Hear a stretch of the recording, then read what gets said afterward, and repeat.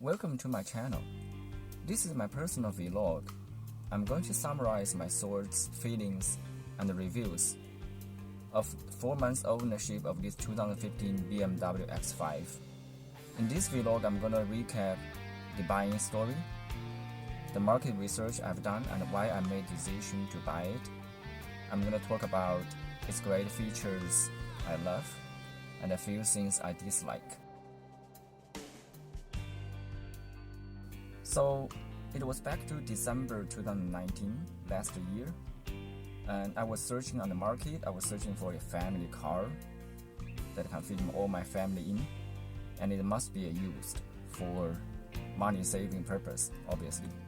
Also, I need an all-wheel drive for sure because I live in San Francisco Bay Area. However, I'm a ski snowboard lover. I went to Lake Tahoe a lot, so it got to be a all-wheel drive. And also the third factor to impact this, I will going to need this vehicle to have a really great, or say at least a decent acceleration and handling. So I took my time. I actually did a lot of tons of research. In a summary, I probably test drive more than 20 vehicles. After 2 months of market research and testing drives, I finally made my decision to go with the BMW X5 with 30 row seats, budget under 25K. Some people might be arguing, no, BMWs are not what they claimed, the ultimate driving machine. However, in my past experience, I've driven BMW 3 Series, 4 Series Coupe, Convertible, 5 Series, X5, X6. One impression I'm pretty sure was their chassis tuning is rock solid, and also most BMW's handlings are great. I did investigate it online that many people were saying they were built upon plastic crap. Some of them were endless money pits. That is all true. And a positive feedback I had from online was this: they are luxury performance vehicles and owners are willing to pay for it. I take it. I tested drives quite a few X5 with 30 row seats. There was one particular in San Francisco BMW, it's a white color with a running board, roof crossbar, and a hitch installed. They were selling for like 27K. I was interested. I did a test drive. It was really good. It was a gasoline engine, 2015. And however, after a couple of days, when I called back, they said, "Oh, sorry, sir, gasoline." So then I realized, oh, there are definitely some competitors. So soon later, I found this particular one in Stevens Creek. I made an appointment. I did a test drive. Everything I loved. The diesel engine impressed me a lot. I just really didn't like the color, so I said, "Oh, I couldn't accept the color." I said sorry. Then another day they called me. They said that the vehicle was still here and it's in great condition. Would you come back? I thought, okay, why not? Then I went it back. And this time I was talking to the salesman. I said, instead of I go ahead did my second test drive, how about you test drive? I'm gonna sit on the passenger seat. And the salesman said, actually, according to the conversation, he said he has a Infiniti G37. I said, okay, sure. Why not you drive this vehicle in the style that you were driving your G37?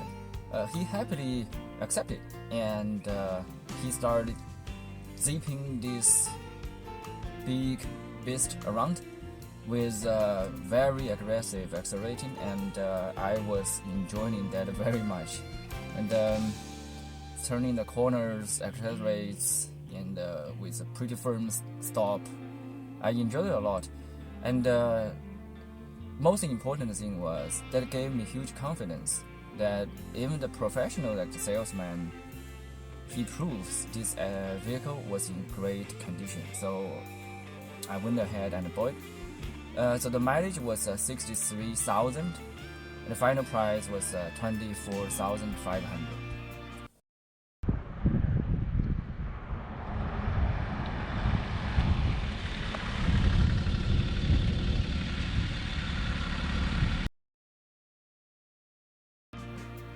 So there are so many features I love about this vehicle.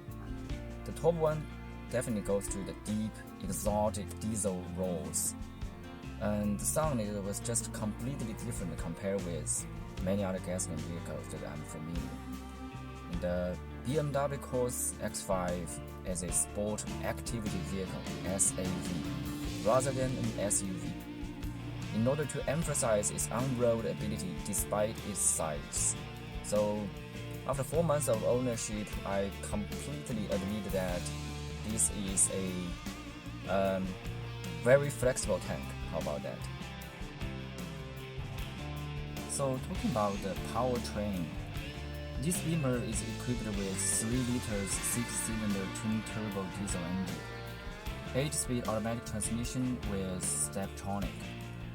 It revs up with 255 horsepower at 4,000 RPM, 413 pound-feet of torque at 1,500 RPM. It accelerates from 0 to 6 miles in 7.4 seconds. So although it has a gigantic curb weight, 4,930 pounds, that's more than 2.2 tons, and it is actually absolutely neither an elephant on road nor a gas guzzler. Actually, apart from the tradition of fuel economic of diesel engines, according to my research, car manufacturers have made so many improvements during the past few years on diesel engines. For example, less pollution, lower noise level, and reliability, etc. Also, according to my observation on this particular X5, I could easily drive higher than 32 miles per gallon on highway, and also with a full tank of diesel, this vehicle can drive up to 670 miles in total. So this is just so impressive and amazing. So to see how this beast accelerates, check this out. So I'm gonna put the sports mode on, switch to the sports shift gear with this sports dashboard already on, in 3, 2, 1.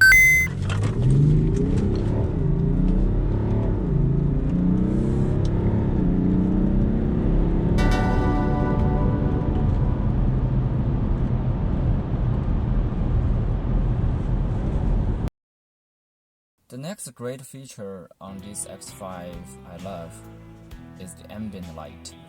The interior light can be customizable with a variety of colors like blue, orange, red, or white, and it's completely customizable through the BMW iDrive system.